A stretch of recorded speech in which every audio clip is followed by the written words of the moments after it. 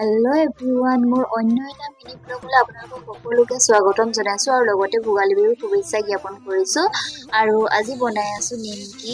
যিহেতু বিহু আৰু নিমকি নবনালে হ'ব জানো, কিমান যে কি বনাবলৈ আছে ঠিক বনালে আপোনালোকক দেখাম বাৰু কি বনাই আছোঁ কি নাই বনোৱা।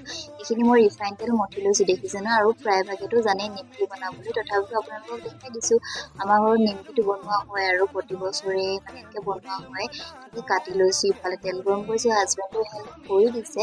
তেনেকে আপোনালোকৰ আৰু কিমান যে বিহু আহিলে নহয় কিমান কি বনাব লাগে, কিমান ব্যস্ত থাকিব লাগে। যিহেতু ভোগালী বিহুটো খোৱাৰ বিহু, মানে পাইছে আৰু পিঠা পনা খোৱাই বিহু, সেইকাৰণে এইখিনি বনাই আছোঁ আৰু আপোনালোককো দেখাই দিলো কেনেকে বনাইছোঁ কেনেকে নাই আপোনাৰ অলপকে দেখাই দিছোঁ মিনি ব্লগত, যিহেতু গোটেইখিনি দেখুৱাটো নহয় আৰু তথাপিতো দেখাই দিলো আৰু আপোনালোকক।